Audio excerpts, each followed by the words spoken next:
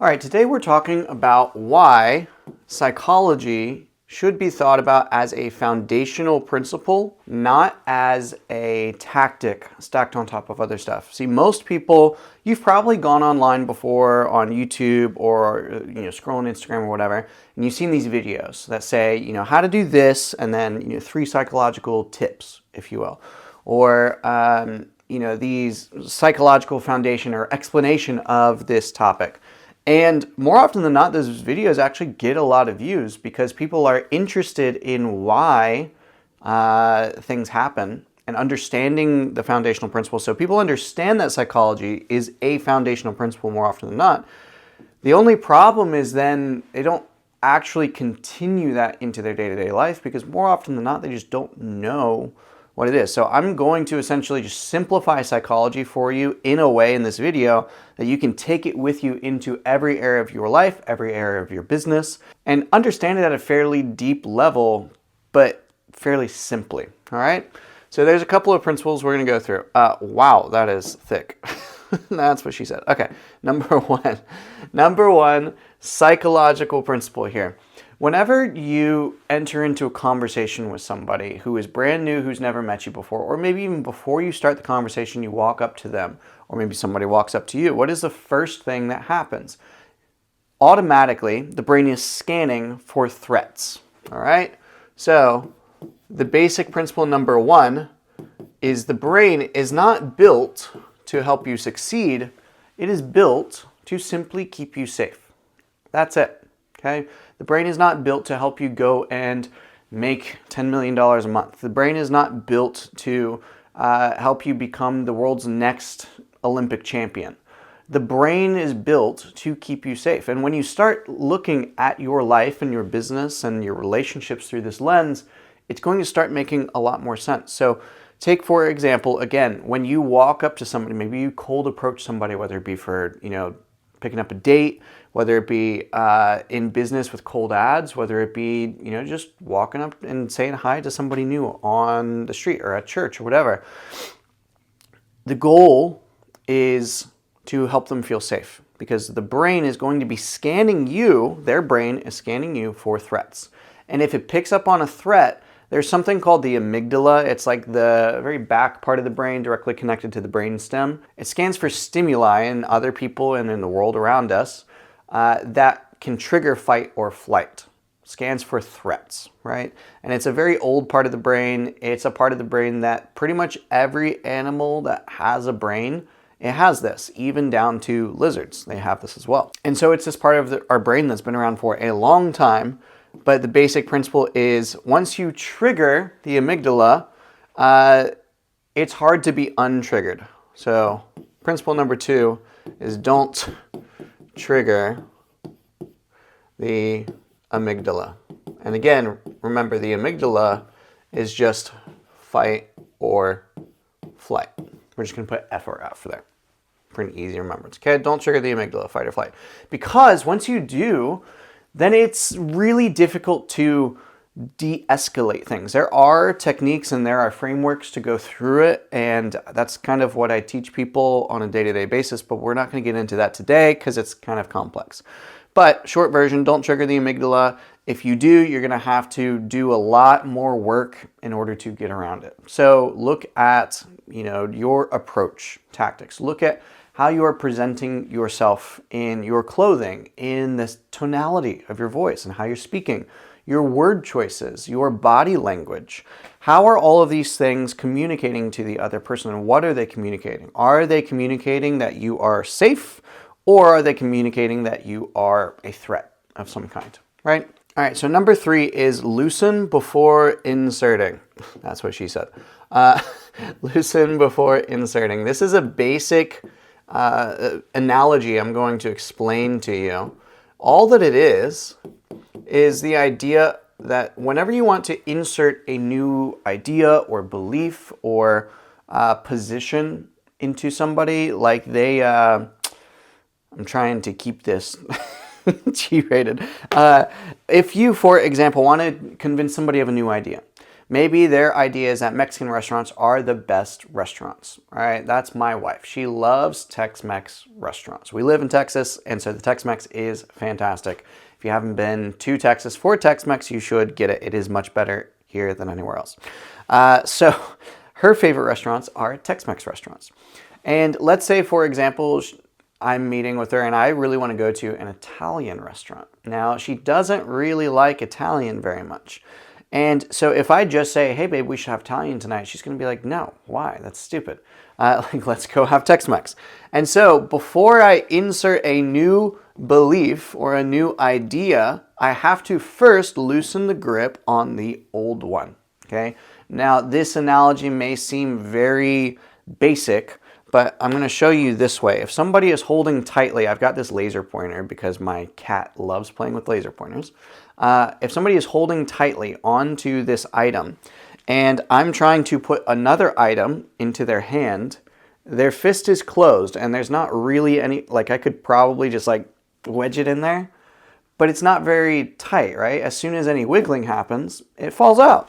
And so if I really want to have somebody take on a new belief or a new idea, I have to first get them to do a couple of things, right? First, I need them to question what's currently in their hand, right? Have to actually take a look at it because most often people unconsciously hold certain ideas or beliefs. Sometimes they do consciously, but a lot of times unconsciously. So get them to examine that they even have something in their hand in the first place. And if they do, what is it? Then they start looking at it themselves. And naturally, through curiosity, if you build enough of it, they're going to open their hand because when the hand is closed like this, you can't really see very well what's in your hand. You only see the end points. You only see the parts that kind of stick out a little bit. Versus when you open it, you can see a lot more details about it from all sides. And there's some new things that you didn't see before. And so if you can raise somebody's level of curiosity enough, they will open their hand and they will look at it. They'll even take it out for you and kind of examine it. Which means now the hand is open, the grip is loosened, and they're looking at the thing. Which means we can then help them toss it aside, examine something new, and put it in. The other side of this is that you create a sort of vacuum, right? A low pressure system. So in physics, when you lower the pressure in a container, then other things outside the container, high pressure areas, move towards low pressure areas. That's why, like in space, whenever you poke a hole in the glass, everything tries to, push through the glass because there's no pressure in space and there's a bunch of pressure inside of the spaceship or whatever, right? So that's the idea. You loosen grip before inserting something else. Very, very simple. Meta psychology principle number 4. Now, before we go on to number 4, I do want to say if you have any questions on how to actually use these, pop them in the comments and I will go through and answer your questions. So maybe like you're a business owner and you're looking at, okay, I want to convince people of this thing. I want to convince people to buy my stuff. What do I need to loosen before that? Here's what I do. Here's what I sell. And I will literally go through and just help you with it for free. And my hope is that eventually maybe you'll join my paid program, but we'll see. Anyway, number 4 is kind of an offshoot of number 3, which is with the grain versus against it. Now, this is something I use another analogy for. If you've ever cut wood, there are little lines on the wood usually, right? It's called the grain of the wood. And either you can work with the grain of the wood or you can work against it. And it's really interesting to see this because with the grain of the wood makes it much easier to break and change things and cut, etc. Versus when you go against the grain, there's a lot more friction that's involved, a lot more heat gets produced, and there is a use case for both. It's not one or the other, but it is a matter of both. It's just a matter of when each one is appropriate.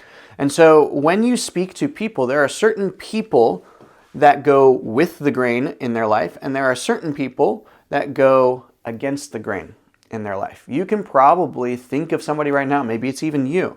Are you the type of person who you look to other people and what they're doing for social proof and to see if things work, and you're not going to do something unless it's a proven pathway? You are a with the grain person. Versus if you're somebody that doesn't give a fuck about what other people think or what other people do, and you're a trailblazer, etc., then you are an against the grain type of person. And it's a very easy way to kind of profile and categorize people. There are a million ways to profile people with personality tests and social masks and shadows and, all sorts of stuff. I can name 100 different tests that you could take right now. However, the only reason that those exist is to simplify and categorize people quickly and efficiently in a way that you can use. And so with the grain versus against the grain, I feel like is one of the most useful ones because it tells you whether you should lead with the easy answer and social proof and case studies and data and all that kind of stuff versus against the grain, in which case you want to lead with some different things, right? The with the grain person wants to do what everyone else is doing. The against the grain person wants to do the opposite of what everyone else is doing. And so you speak to them completely differently. Against the grain type of person, you can just say, if you want to close them as an example, just say, dude, are you going to be like everyone else and just continue to live your life on autopilot as a fucking NPC? Are you going to step up and become the version of you that you need to become in order to achieve A and B and C for you, future generations, your family, et cetera, right? Like basic. With the grain, it's slightly different. It's like, listen, dude, you've been working unnecessarily hard. And there's an easier way that thousands of people have now found. And so would you like to hop on the bandwagon of what's working, or do you want to continue fighting off on your own in the field all by yourself? Like, super easy, super simple. You can objection handle with this if you're in sales or you're taking sales calls as a business owner. You can pop this in your marketing. You can pop this in your VSL. You can put it in your content. There's so much that goes on here. And you have to remember that you can choose one of these as well. Like if you just find yourself to be an against the grain type of person, fucking lean into that. Like Andrew Tate, as an example, does this fantastically. He just goes against the grain in everything. And then other people also do this very well. So it's up to you. It doesn't mean that you have to do both. It's just understanding that certain people lean one way or the other, and that can change over time as well. So use it wisely. Last but not least, number 5 is focus solves all. If you can, and I'll also put curiosity with this, if you can simply keep people curious, you will be able to hold their attention forever. And the better you get at stringing open loops together, which are mechanisms in neurolinguistic programming where you create a question in the other person's mind, then you're going to get people to follow along with you and retain for a lot longer. This is something I use whenever I'm talking about stories. And I'll give you an example, but before I do, you need to understand that curiosity is simply just inserting a question in the other person's mind that they desperately want to be solved. We'll use a story. So when I was a kid, I was jumping on a trampoline and something really bad happened. But I was jumping, I was, maybe like 8 or 9 years old, and we had this trampoline in the backyard. My parents hated trampolines because they were so dangerous, but they got one for me against their better judgment. And what ended up happening was one day I was jumping on a clear summer's day. It was beautiful, like blue sky, white fluffy clouds. And all of a sudden, when I was jumping, something broke on the trampoline and I ended up falling through and hitting the ground. But when I looked up, there was something even more scary than falling down on the trampoline. And when I looked up, my mom was rushing out and my eyes were just fixated on the part of the trampoline that ended up breaking that made things so scary. Now I'm going to pause there. This is not my story. This is a story from one of my clients. This is what's called a regression story, by the way, and I recommend using this at the beginning of interactions with people because it puts them into a more childlike state. Stories, people put themselves in first person. It does a lot of really cool things. But anyway, this is one of my client stories, and I was just using it to show you what curiosity induction looks like, what open loops look like. I used a bunch inside of that very simply, and if you got to this point, then it means that you listened through and you watched it and you were curious enough to keep going and not just click off the video. So curiosity basically solves all. If you can just keep people curious on what the next step is, on what the next thing is, just tell them about, something that's coming up that you haven't released yet, that you will be announcing soon. or an update if you run a program or group coaching program. If you are doing a marketing series, as an example, and you say, in the next video, we're going to cover this, and it doesn't go the way that you might expect. Like, very simple stuff, but if you can induce curiosity, then you will retain people's focus, and focus is the number one currency in life. People say that like money is currency, time is currency, but no. Money is currency, time is currency, but it's not the most important one, because you can do what you want with your time. Everybody has the same amount of time. Everybody also gets to dictate how much focus they put on something versus another thing with that time, hence why some people get more done in their life versus other people. So focus is the number one currency, and the way that you retain focus is through curiosity. Now, one caveat I will say to this is a lot of people think of the like loss aversion principle on inducing curiosity, saying that like you're going to lose out on something if you don't continue through with a video or with a story or whatever. Generally that works, actually, but a lot of people misunderstand it. It was a study that was done, and it's actually somewhere around 50 to 60% of people. So it's just half the population or so typically are more worried about loss than concerned about gaining something. And so again, just like with the grain versus against the grain, and it can probably be categorized into that, to be honest, with the grain type of people generally want to minimize their losses, minimize their risks, versus against the grain people say, fuck the risks, I'm going to go for it anyway because I want this thing. So again, just kind of going back to number 4, be careful not to get caught into the loss aversion education trap. People just throw that term around without knowing what it really is. So these are 5 psychological principles that we go very deep into inside of my paid program called the Influence Illuminati, where we talk about this stuff and we go much, much deeper in how to leverage them in sales and marketing and public speaking and even leadership as well. So if you are a leader or a sales professional, a marketer, an executive, even a business owner, and you want to learn how to actually use this stuff inside of your business day to day, inside of your life, inside of your relationships, in order to make more impact, income, and have more influence, then let me know. Link down in the description below. And of course, if you have any questions and you want to apply this into some specific area of your life, but you have maybe a little bit of confusion on something, just pop it down in the comments below. I'll answer it, and who knows, maybe your question will become the topic of the next video. Which, speaking of the next video, I've got a banger planned, so keep an eye out. Subscribe. I'll see you then.